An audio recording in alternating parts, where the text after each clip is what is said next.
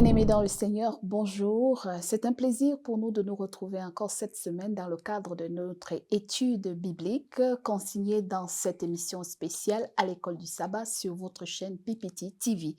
Nous sommes en train d'aller progressivement ainsi à la fin du deuxième trimestre 2024 avec les grands thèmes de l'étude sur le grand conflit et parvenu à la 11e leçon. Aujourd'hui, nous étudierons le titre le conflit imminent.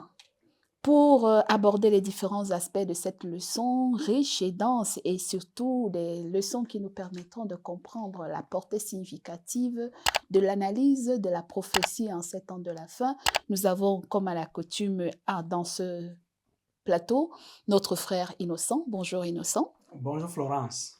Alors, Janvier également, qui est avec nous de la partie, comme à l'accoutumée. C'est avec le frère Janvier que nous allons démarrer notre émission par sa prière. Éternel notre Dieu, merci pour cette opportunité que tu viens encore de nous accorder, ô Dieu, pour que nous puissions encore parler de toi. Oui, purifie-nous, ô Dieu, et donnez-nous seulement ton Saint-Esprit qui va nous permettre de parler ce qui vient de toi. Au nom de Jésus, Amen. Amen. Le grand conflit cosmique, c'est le grand thème de ce deuxième trimestre 2024. Alors, frère Innocent, quand on parle, du grand conflit imminent, en quoi est-ce qu'on s'attend à l'imminence du conflit alors que ce conflit est permanent? Merci beaucoup. Je crois que nous avons débuté avec cette leçon, le trimestre. La première leçon que nous avons à étudier, c'était la leçon qui parlait de la guerre derrière toutes les guerres. Lorsque nous avons étudié cette leçon, nous avons trouvé que tout ce qui est derrière tout le monde que nous voyons aujourd'hui, tout le conflit que nous voyons aujourd'hui, c'est ce conflit qui est le conflit des choix entre les biens et les mal, entre les Dieu et Satan. Et alors, lorsque nous parlons de conflit imminent, c'est vrai, c'est permanent, mais nous allons voir au cours de la leçon que nous sommes en train d'approcher le dernier jour. Dans la leçon, nous allons voir qu'il y a des prophéties. Si nous rentrons dans des leçons que nous avons déjà présentées sur ce plateau de Daniel, si nous revenons sur la statue de Daniel, nous allons trouver que nous sommes ici la dernière partie même de la statue. Voilà pourquoi même l'intitulé de la leçon nous dit « Les conflits imminents » parce que c'est dans un futur proche. D'accord. Si nous revenons ainsi déjà dans le verset à mémoriser qui se trouve dans le livre de Jean au chapitre 17, le verset 17, où il est écrit, Jean chapitre 17, le verset 17, « Sanctifie-les par ta parole, car ta parole est la vérité. » Alors, frère Janvier, peut-on dire à la lumière des précédentes leçons comment se vit le grand conflit cosmique ou son impact dans notre vie au quotidien autour de nous? Comment on aperçoit, avant de parler véritablement de ce qui est imminent dans ce conflit? Bien, merci. Nous devons savoir que toute la vie que nous sommes en train de mener est en train de nous montrer que nous sommes en train de passer un conflit. Alors, il a fallu que les gens comprennent d'abord que même des petits actes, des actions que nous sommes en train de voir qui vont hors la vérité de Dieu, ça fait partie des éléments qui sont en train toujours de nous amener vers ces grands conflits. Et c'est pour cela que cela a de l'impact sur notre vie de tous les jours. C'est-à-dire que tous ces événements-là qui sont en train de se passer doivent toujours nous rappeler que d'ici là, comme le frère Innocent l'a dit, il y a ce que nous appelons le futur proche. C'est-à-dire que nous voulons aller là où il y a alors la fin de tout. Alors, tout ce que nous faisons doit normalement manifester que nous resterons vainqueurs face à ce qui vient après. D'accord. Peut-on comprendre à partir du verset à mémoriser qu'en réalité, le conflit serait entre autres, axé sur la prédication de la vérité contre la prédication du mensonge. Alors, je crois qu'il faut quand même que nous puissions clarifier les choses. Mhm. Dans beaucoup de leçons que nous avons étudiées ici, nous avons vu qu'il y a deux systèmes d'adoration. Mhm.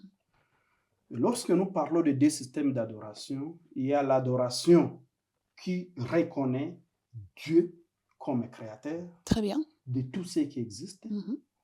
Et cette adoration fait allusion dans le jardin d'Éden, dans la semaine de création. Mhm. Et lorsqu'on parle de semaine de création, nous allons voir qu'il y a les jours où Dieu s'est reposé. Mhm. Ça, c'est un système d'adoration.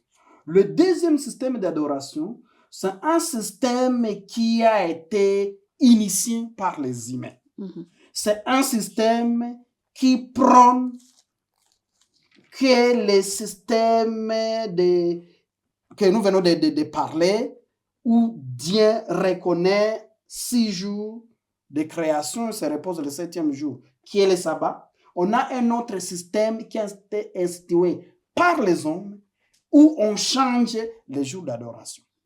Alors, lorsqu'on parle, tu vois même les versets à mémoriser, Mhm. qui parlaient de Sanctifié. sanctifiez-les par ta vérité, ta parole est vérité. La parole de Dieu exactement nous ramène sur le droit chemin qui nous montre le système là d'adoration qui témoigne même que Dieu est notre créateur. D'accord. Parce qu'en dehors de parler le sabbat comme le jour du repos, c'est un jour qui nous ramène dans le jardin d'Éden et donc qui est en opposé avec le darwinisme, la théorie de l'évolution. Mhm. Alors, voilà pourquoi Satan combat ces jours, parce que ça rappelle à l'humanité que nous avons un Dieu créateur. Et donc, lorsque nous parlons sur le verset mémorisé de présenter la vérité, c'est présenter ce vrai système d'adoration qui cadre avec la parole de Dieu. D'ailleurs, très bien. Pour revenir sur l'aspect justement de sur quoi se fonde réellement le grand conflit cosmique, si nous lisons Apocalypse chapitre 4, le verset 11, il est dit, Apocalypse chapitre 4, le verset 11, « Tu es digne, notre Seigneur et notre Dieu, de recevoir la gloire et l'honneur et la puissance, car tu as créé toutes choses et c'est par ta volonté qu'elles existent et qu'elles ont été créées. » Et le frère Janvier va nous lire Apocalypse chapitre 14, du verset 6 et 7. Oui, Apocalypse chapitre 14, versets 6 et 7.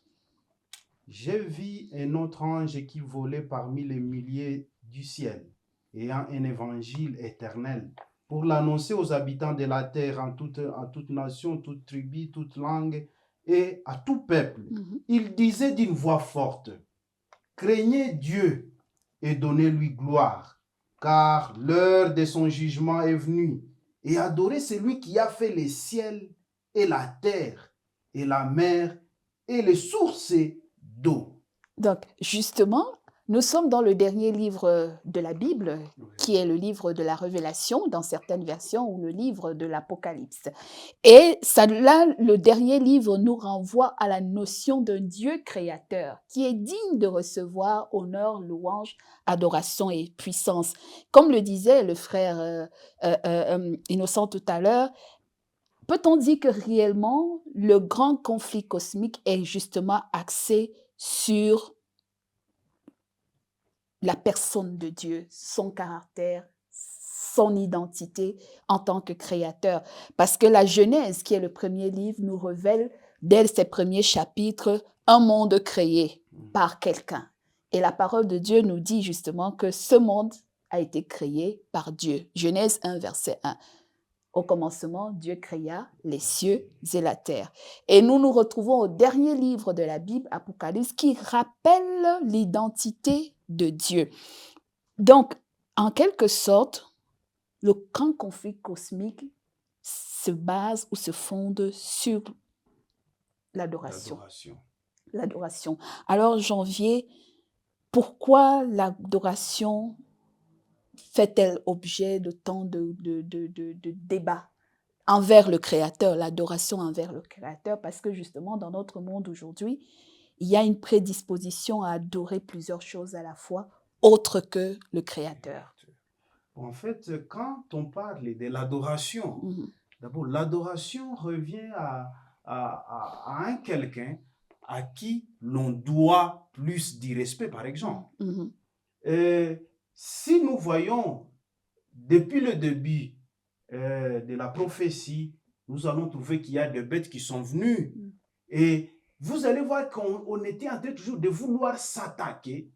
On s'attaque toujours À la à la personne personne de de Dieu, Dieu, à son trône, à à son son trône, pouvoir et à voilà. son autorité. Exact. Mhm. Parce qu'on voulait que celui qui s'attaque à ça voulait aussi prendre la place de ces dieux-là. Mm. Et c'est pour cela qu'on cherche à vouloir dire que même ce n'est pas ces dieux-là qui vous a créé. D'accord. Donc, il faut pas, on peut vivre sans adorer Et Dieu. voilà, On parce qu'il y a autour de nous beaucoup d'autres dieux. Exact. Donc, et ces dieux qui remplacent Dieu, le Créateur dans nos vies, est-ce que le frère Innocent peut nous en citer quelques dieux qui semblent avoir pris la place de Dieu dans nos vies? Merci beaucoup. Bon, La place du Dieu créateur, il faut bien le dire. Merci beaucoup.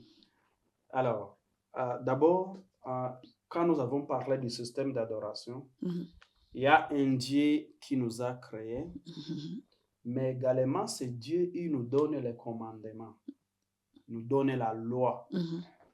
Mais il y a aussi les humains qui défient Dieu et dans les commandements qui ont été mis en place par Dieu, ils changent, ils ajoutent autre chose. Alors, si on espère, si on change quelque chose qui a été institué par Dieu, on se donne ce pouvoir de pouvoir changer. Là, on est en train de vouloir se mettre à la place de Dieu. Et c'est dans ce cadre que nous allons aussi parler de la papauté. Il y a les gens, parce que nous savons que le rôle de Dieu, là, il y a des qualités réservées à Dieu, c'est le pardon des péchés. Le pardon des péchés. Mais il y a aussi des humains actuellement qui, dans leur manière d'agir, montrent comme s'ils ont cette capacité de pouvoir pardonner les péchés. Ça, c'est une attribut de Dieu, tout simplement, le Dieu créateur. Et nous, en tant que les humains, c'est là, peut-être, si on n'a pas encore fouillé dans la Bible, c'est pourquoi le verset mémorisé nous a dit « Sanctifiez-les par ta vérité, ta parole est vérité. » Et donc, il y a beaucoup de choses qui peuvent faire substituer notre Dieu dans notre vie quotidienne. Alors, adorer Dieu, c'est le mettre à la première place dans tout ce que nous faisons. Un humain peut être, lorsque nous le mettons à la première place, peut substituer Dieu dans notre vie. Une autorité ecclésiale, s'il ne parle pas ce qui cadre avec la volonté de Dieu, peut substituer Dieu dans notre vie. C'est à chacun de voir qu'est-ce que je substitue dans ma vie, qu'est-ce que je mets à la première place au lieu de mettre à la première place le Dieu créateur. D'accord, merci beaucoup. Qu'est-ce que je mets devant moi qui remplace l'autorité, le règne et la soumission à Dieu dans ma vie? Tout ce qui, d'ailleurs, et c'est pour cela que la loi de Dieu, si on prend seulement la loi des 10 commandements, il y a le deuxième commandement qui stipule de ne pas avoir, le premier qui dit de ne pas avoir d'autres dieux devant sa face. Ça veut dire que Dieu reconnaît que en dehors de lui, l'humain peut avoir d'autres entités qu'il adore.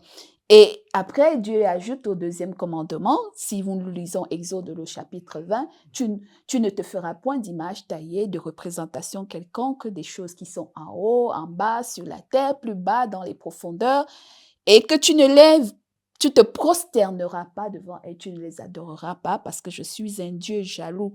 Donc, effectivement, la question de l'adoration est très fondamentale et l'adoration et la soumission à l'autorité divine au travers de sa loi, nous le comprenons ainsi. Mais il y a des images qui ont été utilisées dans le livre de l'Apocalypse, dans son chapitre 13, de manière spécifique.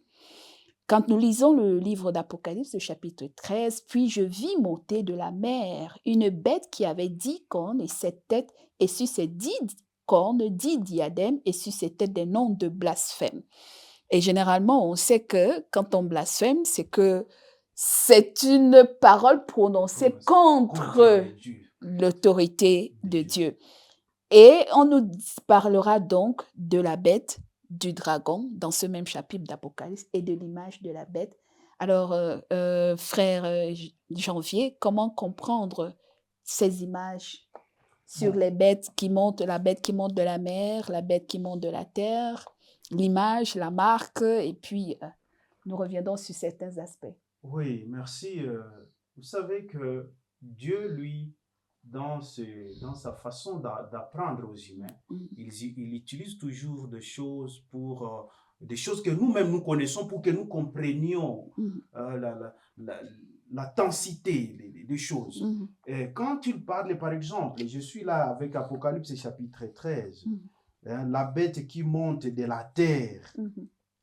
En fait, si nous entrons en profondeur dans la prophétie, nous allons retrouver que ces bêtes ici représentent des royaumes, représentent aussi des puissances. Des nations. Des nations, oui, et aussi représentent aussi le peuple, comme par exemple la mer qui voilà. représente la multitude, la multitude des gens. Alors, nous devons savoir que tout ce qu'on nous donne ici dans Apocalypse chapitre 13, ce ne sont pas des animaux que nous sommes en train de voir, mais ce sont surtout des royaumes, ce sont surtout des pays puissants. C'est aussi des grandes puissances. Oui, des grandes puissances qui veulent prendre la place de Dieu, c'est-à-dire qui veulent abolir ces commandements qui manifestent ou qui démontrent Dieu comme créateur. Et aussi, ces mêmes bêtes-là qui veulent aussi prendre la place de Dieu, tout en disant que ce sont eux qui sont en mesure de faire quoi? De dire à quelqu'un, tes péchés sont pardonnés. C'est ce que nous devons seulement comprendre en quelque sorte. Oui, Innocent. On parle justement de l'image de la bête, de tout ce qui est autour. Et puis, il y a également une référence vers une crise mondiale qui s'affine à l'aspect de l'intolérance, et puis de l'économie, et puis de la persécution, et puis l'exécution. Bon, mais merci beaucoup. Je crois que si nous parlons de l'Apocalypse 13, il faut vraiment préciser là-dessus. Nous avons des bêtes. Voilà. Il y a une bête qui monte de la mer dans cette prophétie. Il y a une deuxième bête qui monte de la terre. Mais je voulais attirer votre attention sur le verset 12. Voilà. Elle exerçait toute l'autorité. Là, c'est la deuxième bête. Oui. Celle qui montait de la terre. Celle qui montait de la terre. Elle exerçait toute autorité de la première bête en sa présence, en présence de la première bête. Et elle faisait que la terre et ses habitants adoraient la première bête dont la blessure mortelle avait été guérie. Je souligne, la blessure mortelle avait été guérie. Sur ce plateau, nous avons parlé des 42 semaines où la papauté païenne a persécuté les enfants de Dieu depuis 538 à 1798. Alors, en 1798, quand Napoléon arrive, il met en prison, il fait prisonnier. Son général Berthier va faire prisonnier le pape Pie VI. Voilà. C'est ça ce qu'on appelle blessure grave, mais pas mortelle. Parce qu'on nous dit que la première bête a été guérie de ses blessures. Alors, lorsque nous voyons cette deuxième bête, qui est là lorsque nous montons au niveau des 17e verset, nous allons voir que la deuxième bête est comme si est au service de la première bête. Parce qu'au 12e verset, on nous dit, elle exerçait toute autorité de la première bête en sa présence et elle faisait que la terre et ses habitants adoraient la première bête dont la blessure mortelle avait été guérie. Donc, si nous pouvons préciser, certains commentateurs disent que la première bête, c'est la papauté. Parce que lorsque nous voyons avec les 42 semaines de persécution qui viendra d'ici là, c'est pourquoi on a parlé de conflits imminents. Parce que lorsque nous lisons du 17e verset, on nous parle, à partir du 16e verset, on nous dit, et elle fit que tout, c'était deuxième bête qui est au service de la première bête, et elle fit que tous, petits, grands, riches, pauvres, libres, esclaves, récusent une marque sur leur main droite et sur leur front, 17e verset, et que personne ne peut acheter ni vendre sans avoir la marque, le nom de la bête ou le nombre de son nom. Tout simplement, on aura, d'abord la première bête, c'est la papauté. On a aussi une puissance qui va aider la papauté à faire en sorte que tout le monde puisse adorer la bête et la marque, puisse recevoir la marque de la bête. Je crois peut-être dans des leçons qui vont suivre, nous allons y revenir, mais vous voyez déjà au niveau du 17e verset, on nous parle qu'il y aura un moment où personne ne va acheter ni vendre sans avoir la marque de la bête sur son front. Et donc, si nous parlons de ces deux bêtes, on a la première bête qui symbolise la papauté. On a la deuxième bête, certains commentateurs parlent que c'est les États-Unis, c'est la puissance des États-Unis. Comme frère Janvier là-bas, il a parlé de puissance. Alors nous voyons que cette puissance va aider cette première bête à instaurer l'ordre mondial.